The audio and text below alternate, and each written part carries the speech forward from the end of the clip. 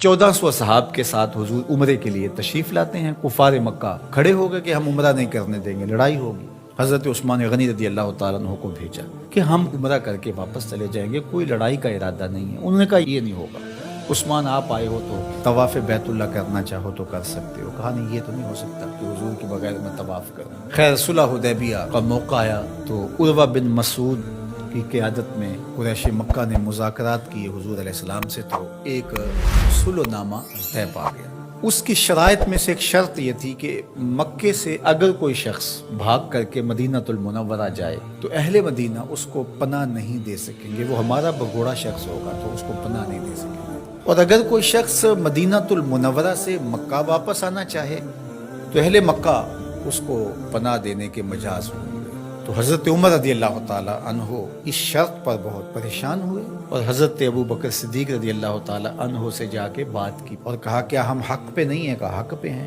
حضور اللہ کے سچے رسول نہیں ہیں؟ کہا حضور اللہ کے سچے رسول ہیں. تو کہا 1400 کی تعداد معقول ہے، پھر ہم دب کے صلح کیوں کریں؟ صلح کی شرائط برابر کی ہونی چاہیے. اگر کوئی ان کا بھاگ کر کے آ جائے ادھر سے تو وہ ہم پناہ دے سکیں، اور اگر ہمارا جائے تو وہ پناہ دے سکیں، یا پھر وہ بھی نہ دے ہم بھی نہ دیں. تو حضرت ابو بکر رضی اللہ تعالیٰ عنہ نے بغیر کسی تعامل کے ایک بات کہی کہ عمر کیا اس شرط کو حضور قبول کر رہے ہیں؟ تو کہا وہ قبول کر رہے ہیں.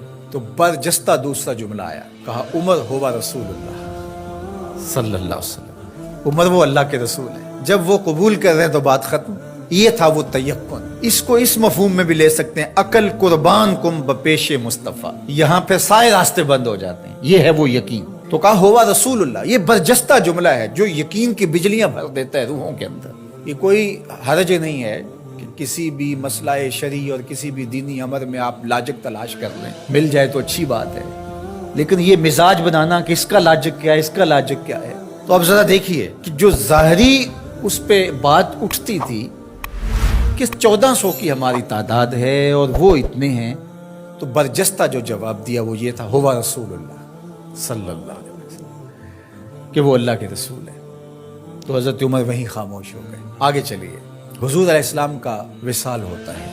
اس سے قبل لشکر اسامہ حضور روانہ کر چکے ہیں. 17-18 سال عمر تھی تو ان کی قیادت کے اندر حضور نے ایک لشکر تیار کیا. تو یہ لشکر ابھی جرف کے مقام پہ پہنچا تھا کہ حضور کا وصال ہو گیا. خبر پہنچ گئی تو اب حضرت اسامہ کیسے بڑھ سکتے تھے، واپس آ گئے. تو تدفین کے بعد حضرت سیدنا ابو بکر صدیق رضی اللہ تعالی عنہ جو کہ خلیفہ بنا دیے گئے تھے، انہوں نے جو حکم جاری کیا وہ یہ تھا کہ اسامہ بن زید اپنے ہدف پہ دوبارہ روانہ ہوں. تو صحابہ نے کہا کہ بڑے بڑے جنگی ماہرین اس لشکر کے ساتھ ہیں، تو پیچھے سے اگر حملہ ہو گیا تو یہ نقصان کا سبب اور ذریعہ بن سکتا ہے. لہٰذا حکمت یہ ہے کہ اس لشکر کو ابھی کچھ دیر کے لیے روک لیا جائے. تو میں نے یقین کی بات سیدنا صدیق اکبر کے حوالے سے آپ کے سامنے رکھنا شروع کی ہے.